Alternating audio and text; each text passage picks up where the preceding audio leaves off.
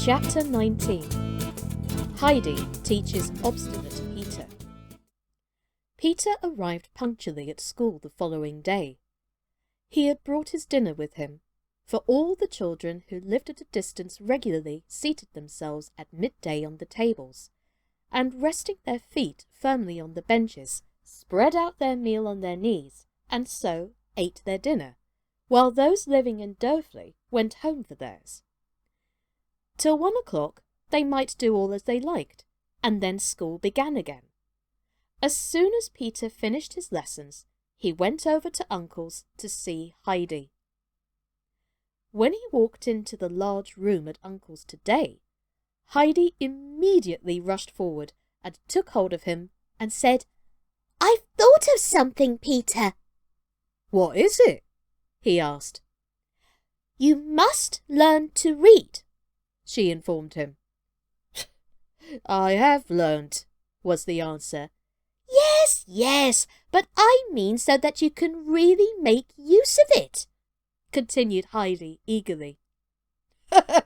"I never shall," was the prompt reply. "Nobody believes that you cannot learn, nor I either now," said Heidi in a very decided tone of voice. "Grandmamma said in Frankfurt long ago that it was not true, and she told me not to believe you." Peter looked rather taken aback at this piece of intelligence. "I will soon teach you to read, for I know how," continued Heidi.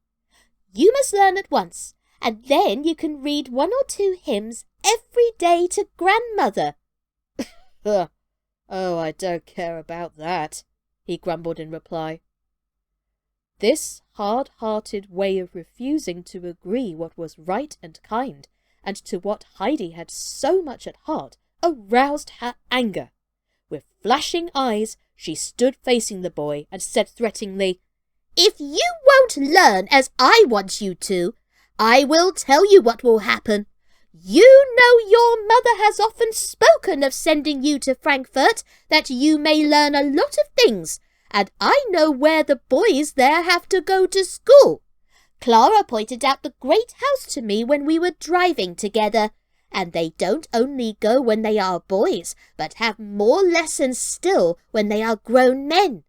I have seen them myself, and you mustn't think they have only one kind teacher like we have. There are ever so many of them, all in the school at the same time, and they are all dressed in black as if they were going to church, and have black hats on their heads as high as that," and Heidi held out her hand to show their height from the floor. Peter felt a cold shudder run down his back. "And you will have to go in among all those gentlemen," continued Heidi with increasing animation, "and when it comes to your turn, you won't be able to read, and you will make mistakes in your spelling. Then you'll see how they'll make fun of you, even worse than Tinette, and you ought to have seen what she was like when she was scornful."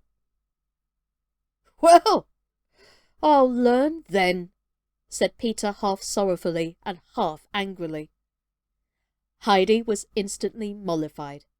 "That's right. Then we'll begin at once," she said cheerfully. Among other presents, Clara had sent Heidi a book, which the latter had decided would be just the thing for teaching Peter, as it was an ABC book with rhyming lines. So the two sat together at the table, with their heads bent over the book, and began the lesson. Peter was made to spell out the first sentence 2 or 3 times over, for Heidi wished him to get it correct and fluent. At last she said, "You don't seem able to get it right, but I will read it aloud to you at once. When you know what it ought to be, you will find it easier." And she read out, "ABC must be learnt today, or the judge will call you up to pay." "I shan't go," said Peter obstinately. "Go where?" asked Heidi. "Before the judge," he answered. "Well then, make haste, and learn these 3 letters. Then you won't have to go." Peter went at his task again, and repeated the 3 letters so many times and with such determination that she said at last, "You must know those 3 now." Seeing what an effect the first 2 lines of verse had had upon him, she thought she would prepare the ground a little for the following lessons. "Wait, and I will read you some of the next sentences," she continued. "Then you will see what else there is to expect." And she began in a clear, slow voice. D, E, F, G must run with ease, or something will follow that does not please. Should H, I, J, K be now forgot, disgrace is yours upon the spot. And then L, M must follow at once, or punished you'll be for a sorry dunce. If you knew what next awaited you, you'd haste to learn N, O, P, Q. Now R, S, T be quick about, or worse will follow, there's little doubt. Heidi paused, for Peter was so quiet that she looked to see what he was doing. These many secret threats and hints of dreadful punishments had so affected him that he sat as if petrified and stared at Heidi with horror-stricken eyes. Her kind heart was moved at once, and she said, wishing to reassure him, "You need not be afraid, Peter. Come here to me every evening, and if you learn as you have today, you will at least know all your letters, and the other things won't come. But you must come regularly, not only now and then as you do to school. Even if it snows, it won't hurt you." He promised, and the lessons being finished for this day, he now went home. Peter obeyed Heidi's instructions punctually, and every evening went diligently to work to learn the letters, taking the sentences thoroughly to heart. The grandfather was frequently in the room, smoking his pipe comfortably while the lesson was going on, and his face twitched occasionally as if he was overtaken with a sudden fit of merriment.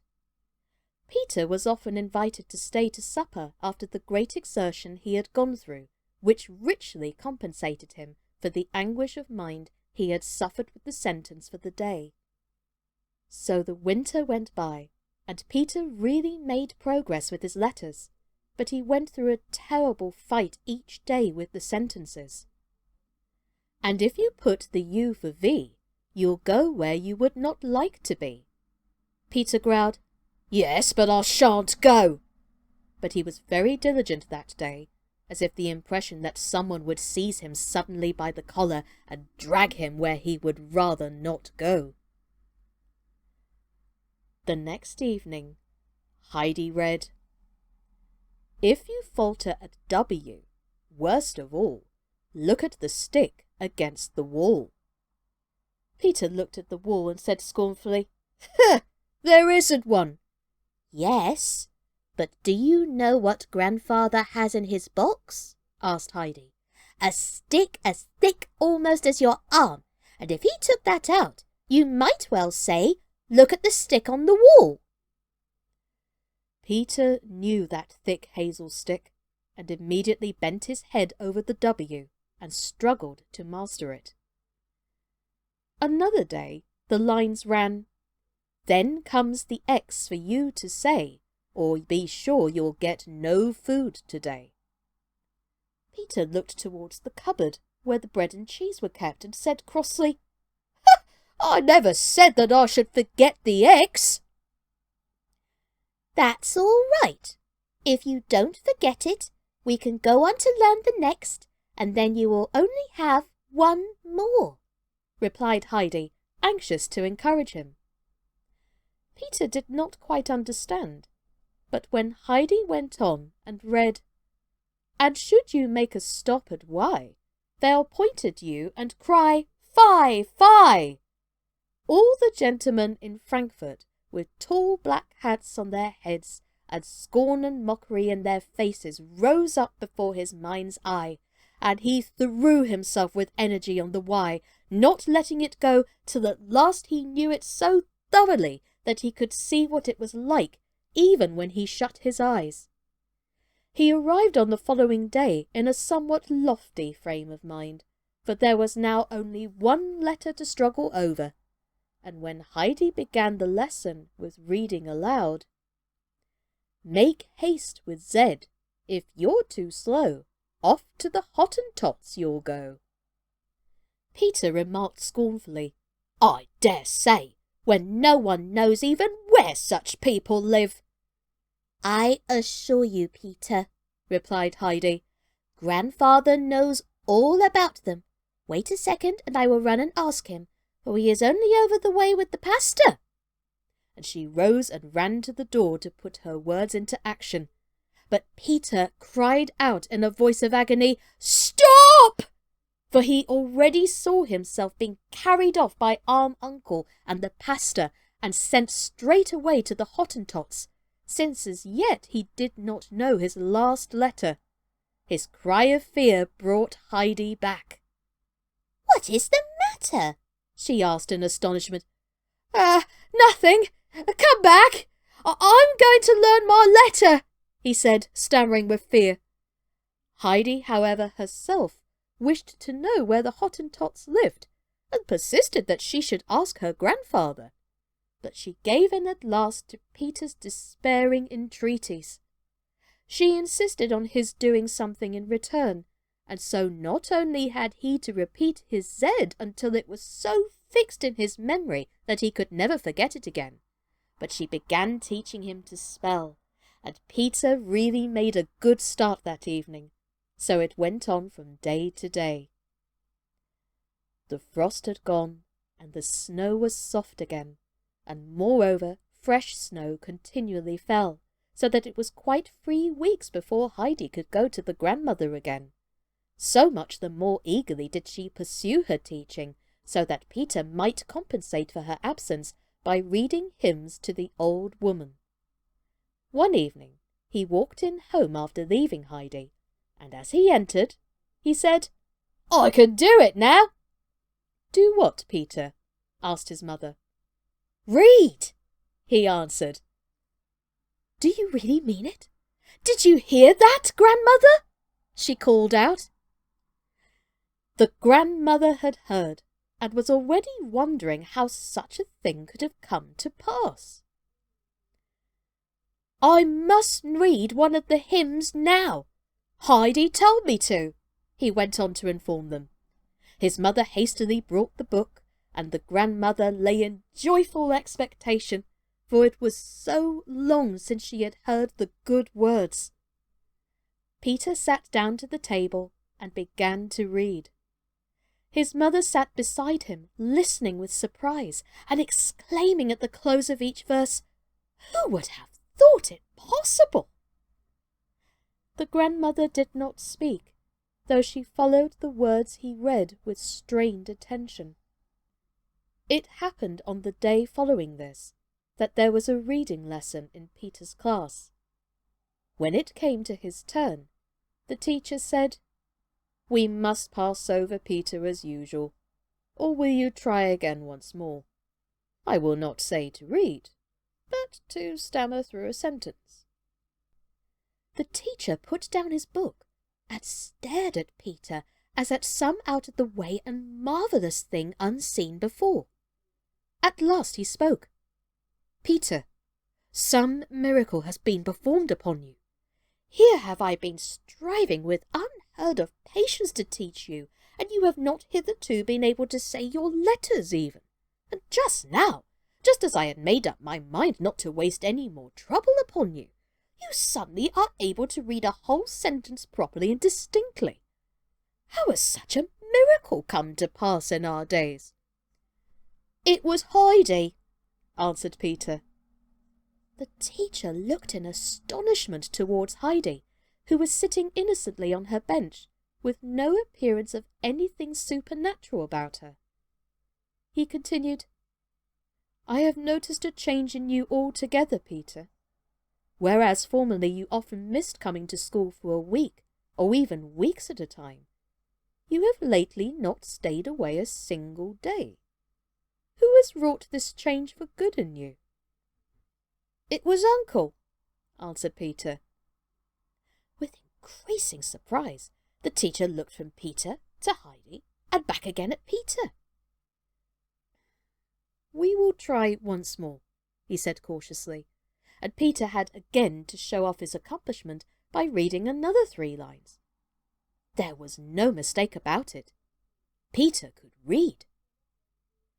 As soon as school was over, the teacher went over to the pastor to tell him this piece of news, and to inform him of the happy result of Heidi's and the grandfather's combined efforts. Every evening, Peter read one hymn aloud. So far he obeyed Heidi. Nothing would induce him to read a second, and indeed the grandmother never asked for it. His mother, Brigida, could not get over her surprise at her son's attainment, and when the reader was in bed, would often express her pleasure at it. "Ha! Now he has learned to read. There is no knowing what may be made of him yet." On one of these occasions, the grandmother answered, "Yes, it is good for him to have learned something. But I shall indeed be thankful when spring is here again, and Heidi can come. They are not like the same hymns when Peter reads them. So many words seem missing, and I try to think what they ought to be, and then I lose the sense, and so the hymns do not come to my heart as when Heidi reads them." The truth was that Peter arranged to make his reading as little troublesome for himself as possible. When he came upon a word that he thought was too long or difficult in any other way, he left it out, for he decided that a word or 2 less in a verse, where there were so many of them, could make no difference to his grandmother. And so it came about that most of the principal words were missing in the hymns that Peter read aloud. Well now, ladies and gentlemen, boys and girls, that in itself is a very promising start, and it goes to show you that the power of words in their suggestion can invoke all sorts of feelings, young or old. And yes, it's an extreme way of doing it in this particular book, but by golly, if it gets somebody like Peter to read, it can get anybody motivated enough to learn some new words or 2. Okay? So, I hope, like I say, you're enjoying the story so far, and please remember to like the video and subscribe to our channel if you haven't done so already. So, thank you again for listening and watching. Join me next time for Chapter 20 of Heidi by Johanna Spyri. My name's Sascha Cooper, and this has been Quarantine Kids Storytime. Take care, everybody, and stay safe out there. Bye-bye!